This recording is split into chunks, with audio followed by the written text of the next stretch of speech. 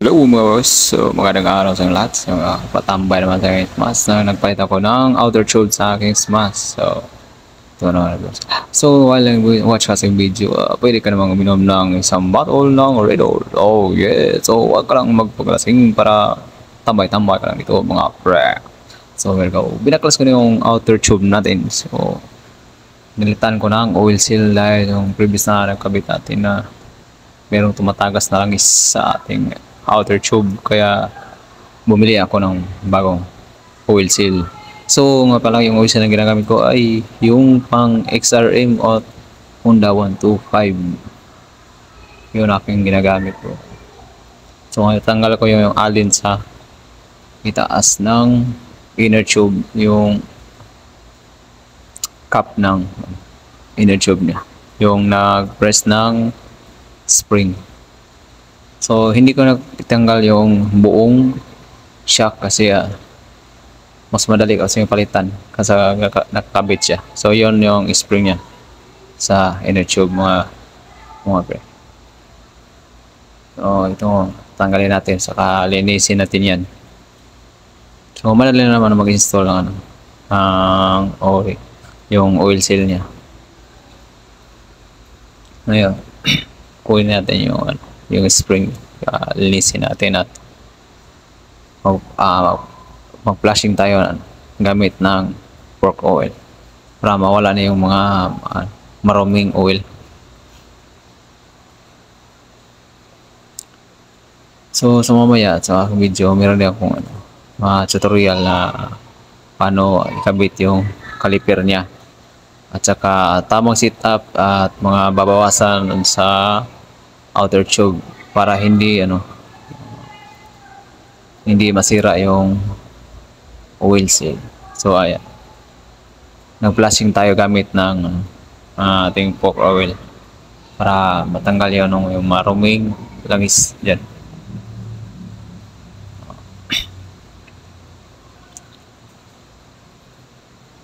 Yeah.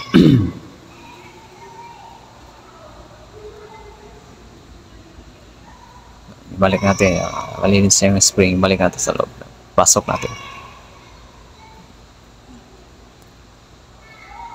Yan, pasok natin yan. So ngayon, sunod ito yung outer tube na. So bago na pala, kinabit ko na yun, hindi ko na ipakita kung paano na kinabit yung seal. Yun yung luma, yung nasira.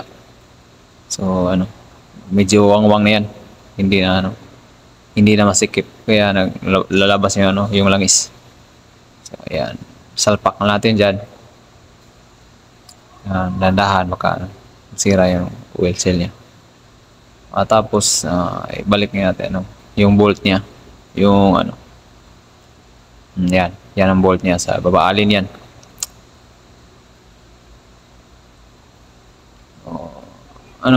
Sa pagkabit niya para mahigpitan mo ng todo, ilagay niya yung bolt axle, yun.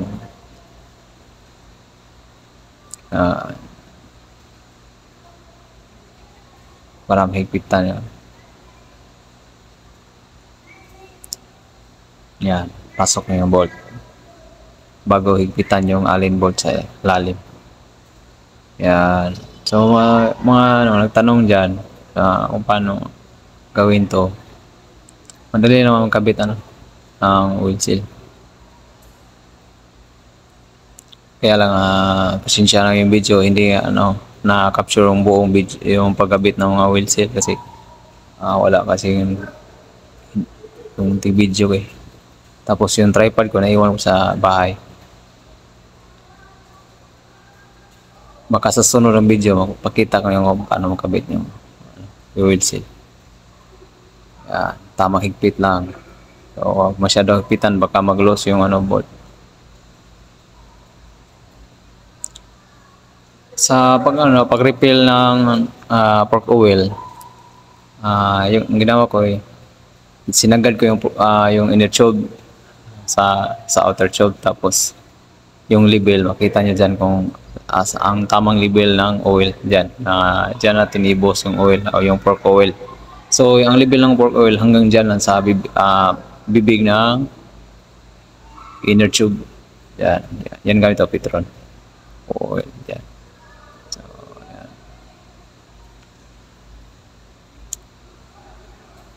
Sinunod ko yung measurement ng oil ng stock.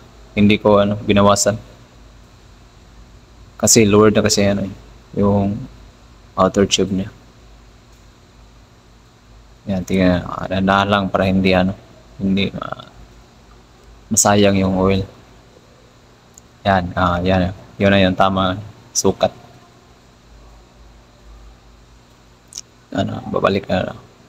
Babalik ko na yung takip ng inner tube. So, bound check natin kung okay ba. Saka yung isa, bound natin kung pareho yung tigas niya. Ba. Meron kasi nung comment dyan na idol, ano mga ginagamit dito pagkabit ng pag nag-convert tayo ng outer tube. Una, pag bibili ka ng outer tube, samahan mo na ng caliper. Pwede rin order ka outer tube with caliper. So okay lang, walang disc kasi stock yung ginagamit natin, stock na disc. At dalawang oil seal. Abangan din natin yung sunod tutorial na paano kinabit yung caliper at mga babaguhin para masagad yung caliper sa tamang posisyon. So abang-abang na po. Maraming salamat sa watch video.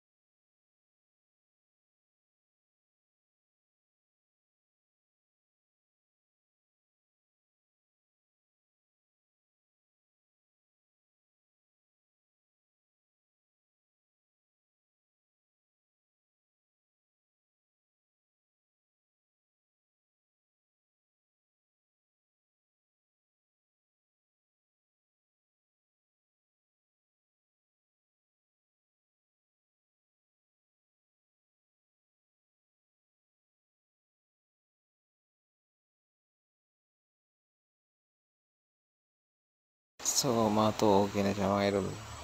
Nahuman na 2,000. So mga na yung gipalit nga GRP o ituan nga caliper. Salamat sa pag-watch atong video.